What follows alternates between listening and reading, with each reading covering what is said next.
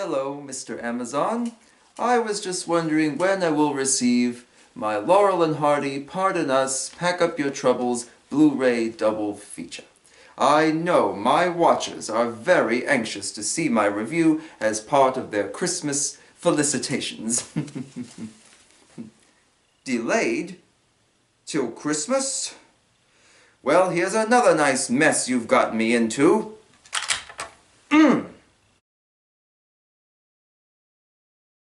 Coming from 2020, Laurel and Hardy, the definitive restorations. Stan and Ollie look and sound better than ever. I am convinced that this release exists for one purpose, to showcase the restored version of their 1927 short, Battle of the Century. Welcome back, Laurel and Hardy fans.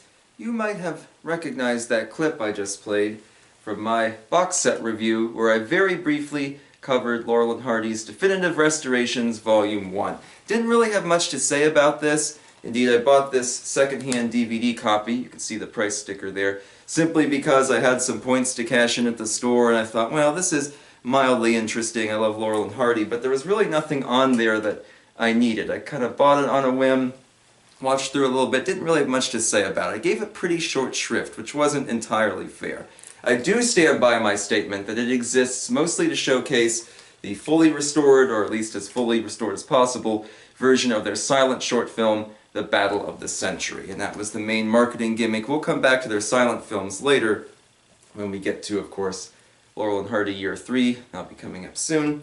But this is still a pretty comprehensive and interesting set. We have two feature films, Way Out West and Sons of the Desert, both of which were restored. Of course, Battle of the Century, and several different short films, almost all of them favorites and classics. Some of my favorites like Scram, and then some fan favorites like Busybodies, you know, stuff like that. I think the music box is in here. Yes, it is. So Helpmates, good stuff like that. And then it has a few interesting bonus features too. Their color educational film, The Tree in a Test Tube. It has the weird That's That short film, which was made up of outtakes presented to Stan Laurel. Plays kind of like a 1930s YouTube poop, a lot of weird editing and goofy, you know, combinations of footage, things like that. There are some fun outtakes where actors swear. Indeed, it ends with Edgar Kennedy messing up a take and saying, "Ah, just cut the," you know, and cursing. That's always kind of fun to see, but it is definitely a weird little curio. I need to fix my statement I made in my last review where I said it was in color. It's not in color. It's all in black and white. I guess I crossed that with Tree in a Test Tube in my mind. But some okay stuff, but really nothing remarkable. Nothing that you probably didn't own elsewhere if, like me, you had one of the bigger, extremely comprehensive sets like Laurel and Hardy's Essential Collection, which is a must-have for any North American Laurel and Hardy fan. You know, you probably didn't really need to buy this. Yes, they re-restored everything. I'm sure on the Blu-rays they look incredible compared to these DVDs, but not really an essential purchase. So when Laurel and Hardy Definitive Restorations Volume 2 was announced, I decided, you know what, since we have this Blu-ray announced, and then the first of the Laurel and Hardy feature-length movies twofers, in this case it'll be Pardon Us and Pack Up Your Troubles, announced. Sadly that one was postponed, hence my little comedy skit at the beginning. But since so many new releases coming out, I thought I'd better pick them all up so I can review them and we can discuss them here. So let's look at the first one, Laurel and Hardy Definitive Restorations Volume 2. Included are 8 of Laurel and Hardy's most celebrated short comedies: Men o' War, Perfect Day, Blotto, Another Fine Mess, Dirty Work, Going Bye-Bye, Them Lar Hills, and Tit for Tat. So a lot of good short films on there. Some of my favorites like Men o' War and Going Bye-Bye. Them Lar Hills and Tit for Tat are a lot of fun. Really the only two-parter the group ever did, but both of them very amusing. Dum dum da dum dum da dum dum pum pum. That kind of thing. Blotto, that's a classic. And they look great. And indeed, with the very early ones like Men o' War, there was a lot of work to make sure that the picture had been fully restored, that the picture, you know, sound on disc versus sound on film, that like the image was lined up properly, the aperture was fixed, that kind of stuff. There's a lot of info about that in the booklet.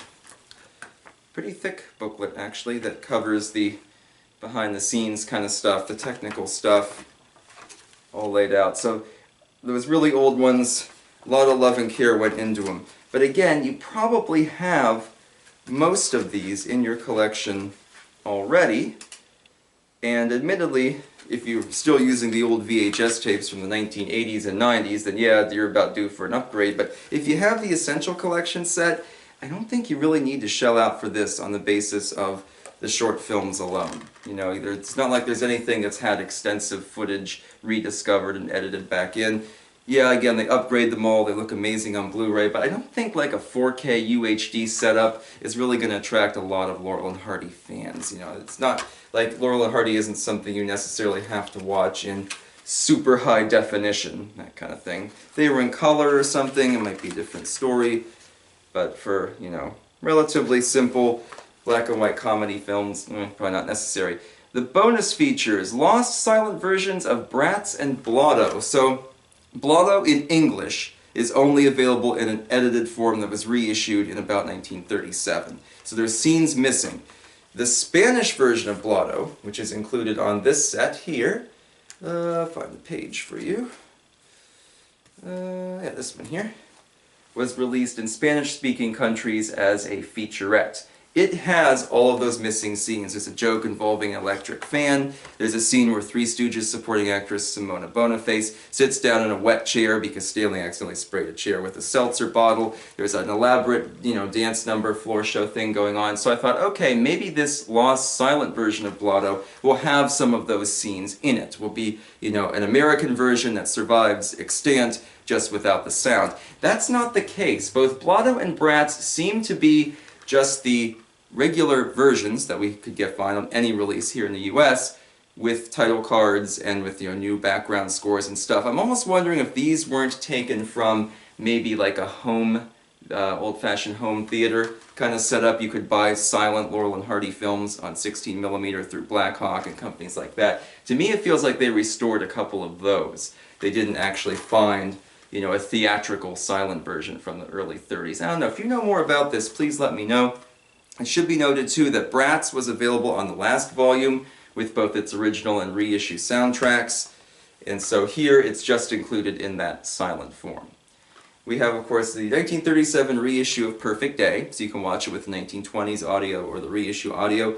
There's a couple short films, Blotto, Another Fine Mess. You can turn off all the background music, all that stuff, except for the dialogue and the sound effects. This is interesting, but I noticed on Blotto especially there's a loud hiss throughout the whole thing. I think they used some kind of AI or digital separator thing to take all the music and stuff out, and it left kind of some artifacts and junk behind there. We have Galaxy of Stars. That's where Laurel and Hardy are cleaning James Finlayson's giant telescope, and when they look through the telescope they see ads for various films from the mid-1930s. San Francisco, Romeo and Juliet, A Tale of Two Cities, Mutiny on the Bounty, The Great Ziegfeld, all kinds of stuff like that. It's dubbed in French. I don't know that an English version survives. Still nice to have it, and it is subtitled for your convenience. Some Hal Roach outtakes looking at the back lot, info about There Goes My Heart, a movie that was produced there in the 30s, and some Laurel and Hardy kind of non-fiction stuff, their interview for Ship's Reporter, and their appearance on This Is Your Life. I rewatched the latter because I've had it on the public domain kind of junk DVDs for a long time. It's fully restored, complete with many ads for Hazel Bishop, perfect makeup for ladies. You can buy their lipstick 3-pack for only $2. Very cool. Ralph Edwards comes off as a huge jerk in that, but Laurel and Hardy, it's really nice to see them. Vivian Blaine and Leo McCarey make fun guest appearances talking about their history as a team and that kind of stuff. So that was a lot of fun. And of course there's plenty of still photo galleries and archival stuff. Cool beans across the board, I would say. Interestingly, one thing the booklet mentions here, archival materials, Blotto French version. I couldn't find the French version of Blotto anywhere on here. If you have this Blu-ray and you know where it is, please let me know. Is it buried in one of the galleries somewhere? It's not with all the other Blotto stuff, the silent version and all that jazz. So I don't quite know if that was something that was promised and just didn't reach fruition. They forgot to scratch it off or what. But anyway, the shorts look great. And I mean, they're all really fun to watch. Don't know if this is a necessary purchase, I would say, unless you have a poor quality copy of one of these shorts, or you really, really want one of those little bonus behind-the-scenes trimmings there, rush out and get it. Otherwise, you're probably safe to just skip over this one. Now let's get to the meat of today's video and take a look at the long-anticipated Laurel and Hardy Year 3. In 2023, Flickr Alley spoiled us with Laurel and Hardy Year 1, restoring a lot of their kind of pre-teamed short films and also films that were made in 1927 that Laurel and Hardy had starred in, sometimes as a team, sometimes kind of as a team, sometimes not at all, but all put together on a beautiful, fully restored set, complete with bonus features like a reconstruction of their lost film Hats Off, things of that nature. Very, very nice to have. They followed that up in 2024 with Laurel and Hardy Year 2. Some great short films in there as well. Some work done with some of their surviving fragments, in this case a piece of Now I'll Tell One, in which both appear, that was preserved and included here, along with a couple other comedy shorts at the time like Eve's Love Letters and stuff like that. Pretty interesting in that regard. And so now we get the finale to that trilogy, Laurel and Hardy Year 3. I pre-ordered this through Flickr Alley because I noticed the release date kept changing again and again and again. I love Flickr Alley. They're very easy to do business with. We talked about them before last spring when I did my King Kong video. I talked about their reconstruction and restoration work on The Lost World, the dinosaur movie from 1925. So this was highly anticipated all year.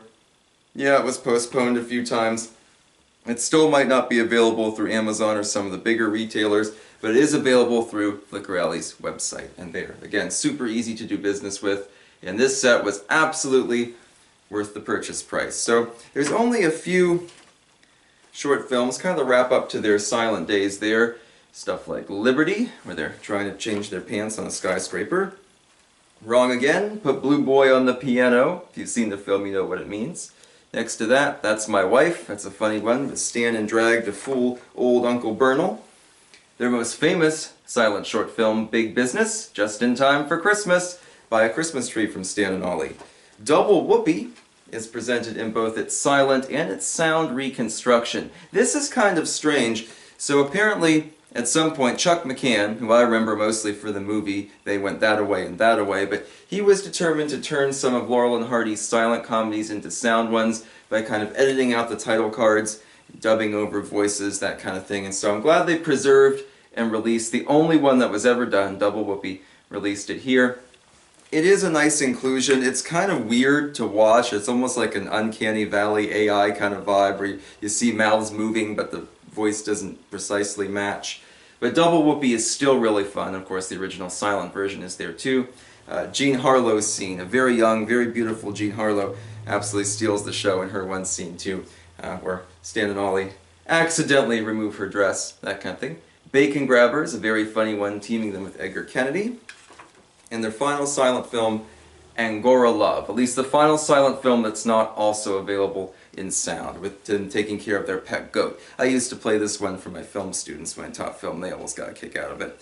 Unaccustomed as we are with Stan and Ollie's very first talkie, here it's presented in its silent form. As far as I can tell, and I believe the booklet corroborates this, the footage is the same. Just one has the soundtrack, probably still old Vitaphone sound on record, that kind of thing.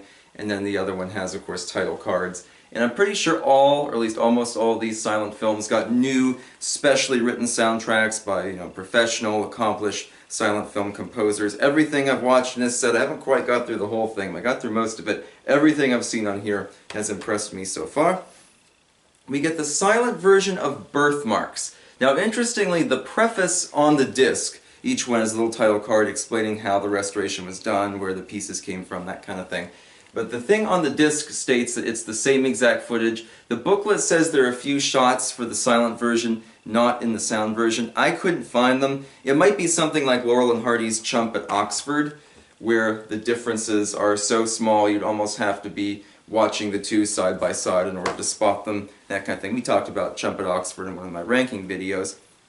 But silent Birthmarks did not impress me a good deal. And I think it works much better as a sound silent short. Indeed, I think most people would have seen it as a sound one. Because the two best gags involve talking. The conductor that they can't understand, all aboard, New York and Pottsville. That doesn't translate well to a title card. And Silas Wilcox was my favorite part in the whole short when Stan and Ollie inform him, we're a big-time vaudeville group.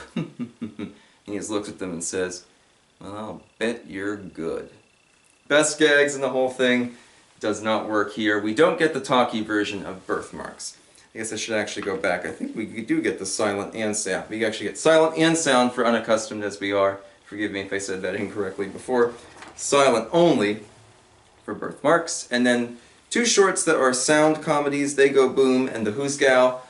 And those ones you can find on DVD, for example, in this box set.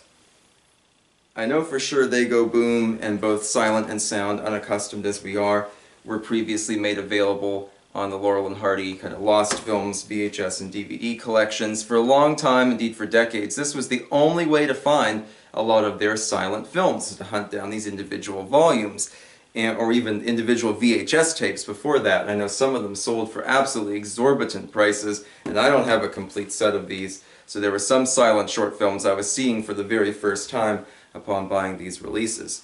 So I'm glad now everything's compiled. Again, they're talkies you can usually find, but maybe not on Blu-ray, so that was a good inclusion. Their clips are here from the Hollywood Review of 1929. They just do their magic show scene. That has been used elsewhere. It's been a bonus feature on a couple other Laurel and Hardy releases, and you can find the whole movie on DVD through Warner Archive.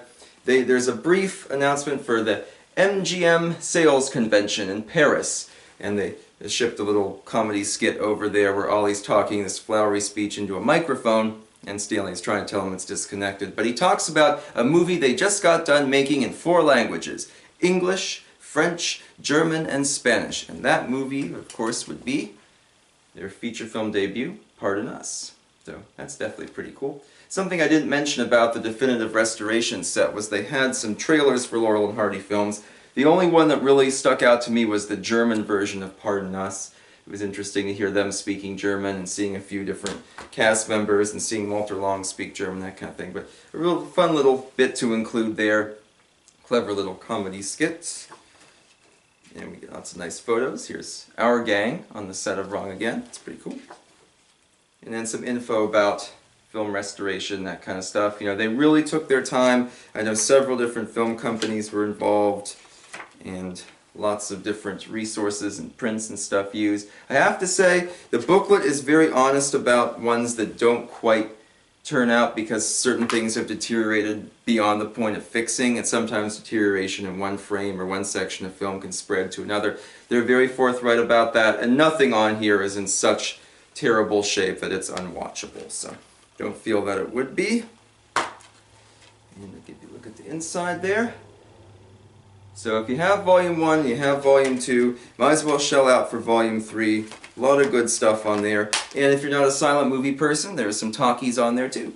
The Who's Gal, They Go Boom, and the Sound, a version of Unaccustomed As We Are. So all a lot of fun. And these are some of their best silent shorts too, because by now they were officially a team, working together, you know, bouncing off one another really, really well.